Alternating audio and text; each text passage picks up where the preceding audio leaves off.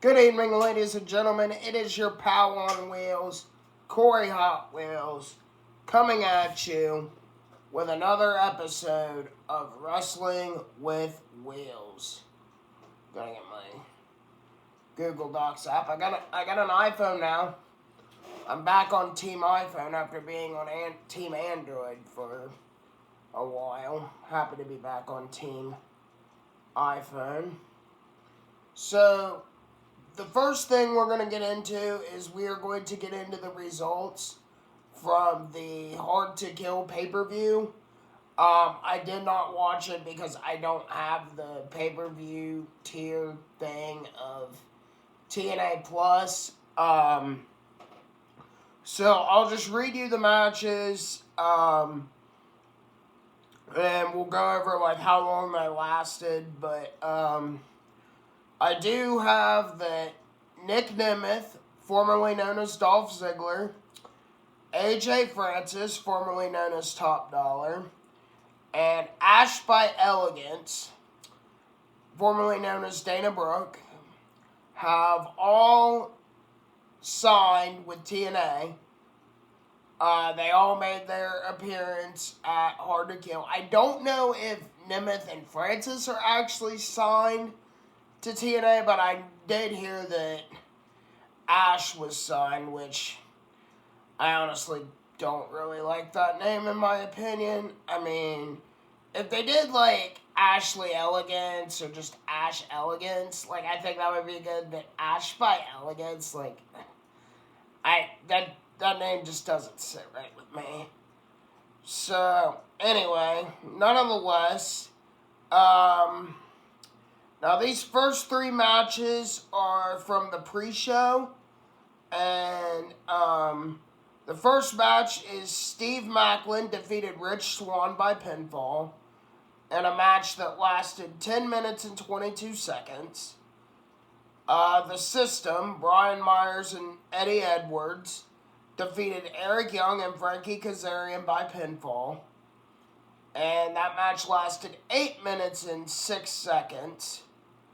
Crazy Steve defeated Tommy Dreamer to become the new Digital Media Champion by pinfall, and this was in a no DQ match, and that match went 11 minutes and 9 seconds.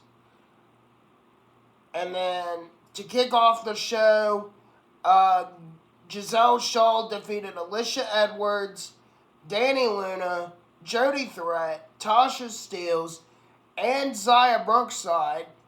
She used to be on NXT UK, in a Knockouts Ultimate X match to determine the number one contender for the TNA Knockouts title, and that match went 12 minutes exactly. And then PCO defeated Dirty Dango with Alpha Bravo and Oleg Prudius. He was Vladimir Kozlov in WWE. By DQ. And then that match went 1 minute and 15 seconds. And then later on, PCO, Rhino, and Jake Something defeated Dirty Dango, Alpha Bravo, and Oleg Prudius by pinfall. And a 6-man tag that went 7 minutes and 20 seconds. And then Decay, you know, they were the Death Dolls for a little bit, you know, Courtney Rush and Jessica, but Havoc and Rosemary made their return as DK, and they defeated MK Ultra, which consists of Killer Kelly and Masha Slamovich, by pinfall for the TNA Knockouts World Tag Titles in a match that went 6 minutes and 15 seconds. And then Chris Sabin defeated El Hijo del Fahingo and Kushida by pinfall in a 3-way match for the TNA X Division Championship in a match that went 12 minutes exactly. I would have loved to watch that match, because if you watched my top 10 wrestlers of the year, El Hijo del Fahingo was on that list. And then Josh Alexander defeated Alex Hammerstone by pinfall. Now, when I did watch MLW on Reels for a bit, I did see Alex Hammerstone and was very impressed by him. So I'm sure this was a good match as well. And it went 15 minutes, so that had to be a hell of a match. So would that three-way for the X Division title. And then ABC defeated the Rascals, Laredo Kid and Mike Bailey, and Grizzled Young Veterans, one of my favorite tag teams, you know, from NXT. And, you know, they, excuse me, got their release from WWE and are now back to wrestling as the Grizzled Young Veterans. And especially Zach Gibson, man, he's one of my favorites. That dude can go in the ring and he can cut some damn good promos. So I hope we see the Grizzled Young Veterans in TNA, you know, or AEW, or wherever more frequently. Because they're a hell of a team in my opinion. And that was a 4-way tag team match for the TNA tag titles. And that match went 14 minutes and 15 seconds. And then Jordan Grace defeated Trinity by pinfall to become the Knockouts World Champion. This was from when she won the Call Your Shot trophy at Bound for Glory. She cashed it in and is now the champion. And it is rumored that Trinity is headed back to WWE and will be making an appearance in the Royal Rumble. So we should see what happens there. That match went 14 minutes and 30 seconds. And then in the main event, Moose defeated Alex Shelley to become the new TNA World Champion. And this was Moose cashing in his opportunity that he won via the Feast or Fired briefcase. And that match went 21 minutes and 45 seconds. And the Knockouts title match went 14 minutes and 30 seconds. So, switching gears now, let's talk about some things that have went on in AEW. Samoa Joe is the new world champion. I'm personally excited about that. You know, he did come out on Dynamite and say that, you know, people aren't going to be getting title shots by, you know, complaining on Twitter and all that, you know. He's going back to the traditional way, you know, of people earning their shots through rankings. And I want to talk about the match that happened this past Wednesday on Dynamite. Or, it actually happened, well, it's 12:33, so that would have been last night on Dynamite. Hook versus Samoa Joe for the TNA title. And I mean, even in defeat, man, Hook, man, he looked good. I mean, he showed some real toughness. And, of course, Samoa Joe was badass as always. I love how they're utilizing Samoa Joe in AEW. You know, it's like they're bringing him back to his TNA days, which, you know, I really, really like. You know, because in my opinion, they did not use him well in WWE. But, in all fairness, he did have a lot of injuries when he was in the WWE. But I'm happy to see Samoa Joe get his break in AEW. And along the lines of that, something I feel that every AEW fan figured out a long time ago, Adam Cole, it was revealed as the Devil. You know, all those henchmen that have been attacking people on Dynamite. So at World's End, he was revealed as the Devil, and his henchmen are Roderick Strong, Matt Taven, Mike Bennett, and Wardlow. So, Adam Cole did turn on MJF, which we all kind of figured was going to happen, but it was still cool nonetheless. I mean, I like Adam Cole as a babyface, man, but Adam Cole makes a hell of a heel. You know, he did have a really good babyface run, in my opinion, with the Better Than You Baby thing. But, you know, Adam Cole can work either one, heel or babyface. But, I mean, I know he's been heel for probably the majority of his career, you know, ever since I've watched him, you know, from his Ring of Honor days. And along those lines, you know, the Gun Club and Acclaim are, you know, been teasing that, you know, they're going to join forces. So, you know, we should see what happens there. You know, I'm a big fan of Acclaim. They were on my list for Wrestlers of the Year as well. My Wrestlers of the Year. And, you know, I love Jay White. And so, we should see what happens here. And then, Chris Jericho and Sammy Guevara reunited. And, you know, Sammy Guevara, he just got back from having a concussion. Got back from having a baby. Congrats to him and Tay Mello on their baby, by the way. I've seen some, you know, stuff on Instagram that they post. She is an absolutely beautiful baby. So congratulations to Sammy and Tay on the birth of their child. And, you know, Sammy came out and he questioned Don Callis, like, you know, why didn't you check on me while I was hurt, da-da-da-da-da. And then the Don Callis family started beating up Sammy, and then Chris Jericho came out to make the save. So, I mean, Sammy's a good heel, but I like him as a babyface better, personally. You know, because I think he's good with the kids, and, you know, he can be that here. He's, you know, I was watching a little bit of Battle of the Belts, and, you know, he did that move off the thing, off the Titron or whatever, and he reminds me of a young version of Jeff Hardy. So, I think he could be a really big babyface, you know, if they push him that way.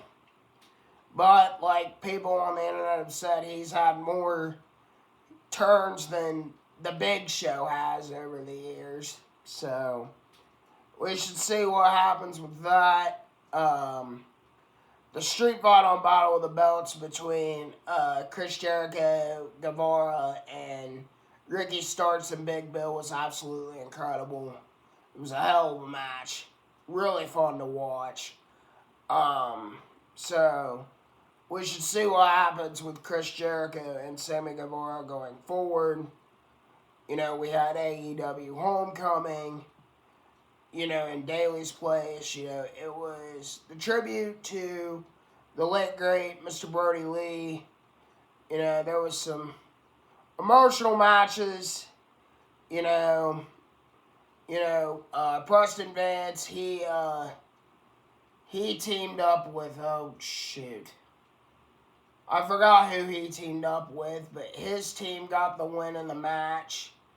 And then, you know, Anna Jay, she teamed with Willow Nightingale, Chris Statlander, and Thunder Rosa to take on Julia Hart, Sky Blue, and I'm sorry guys, I'm blanking on who the other two were, but nonetheless, you know, it was a good show to honor Brody Lee.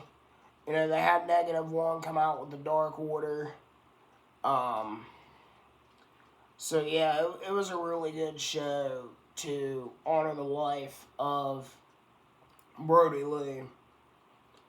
And our final point for AEW is Edge and Christian. Well, Adam Copeland and Christian. What these two have been doing in AEW has been absolutely incredible.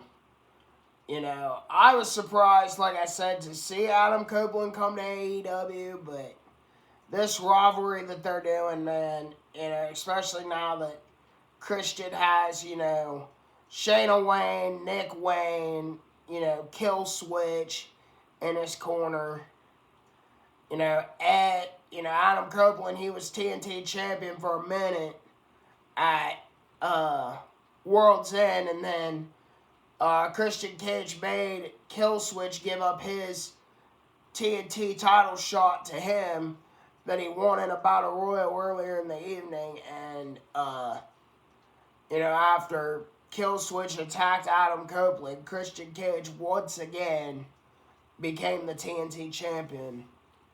I mean, Christian is doing absolute wonders with that title. This is probably the best run he's been on in his career, in my opinion. And, now we're seeing more of the rated R superstar come out from, 2006 when WWE was PG-14 and just more brutal. And, this is just awesome.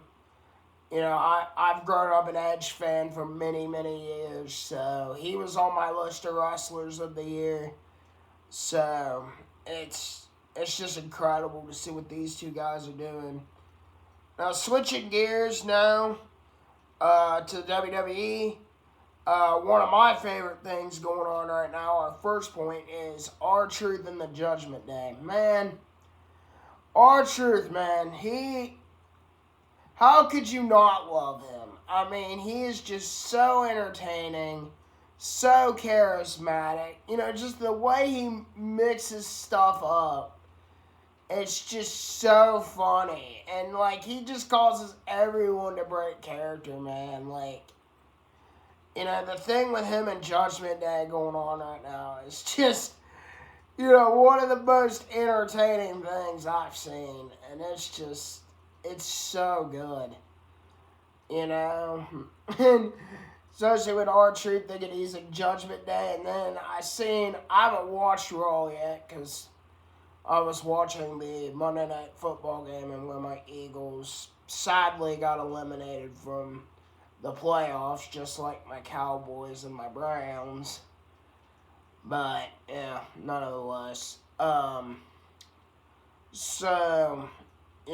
but I did see where, R-Truth sold, a bunch of merch for Judgment Day, and his, that shirt where it says, and R-Truth on it is, selling more than CM Punk shirts right now. So, people were totally invested in this story, and I think this is an absolutely amazing story. But, in shocking events, last Tuesday on NXT, not 2 days ago, but New Year's Eve, Dragon Lee, he defeated Lexis King in a hard-fought match to retain his title, and the new NXT breakout winner, Oba Femi, which I think he is incredible, came out and cashed in and is now the new NXT North American champion. I'm sure this is done because, Dragon Lee's on SmackDown and they wanted to have an NXT guy, holding an NXT title, which makes sense. But, I'm excited to see what Oba Femi does as North American champion. I don't think anybody would be able to stop him, and I agree with the people on the internet. He moves so much better than Almost does. Almost has gotten better, but, he's kind of like the Great Khali. He just didn't have a lot of moves to him. He was pushed because he was big.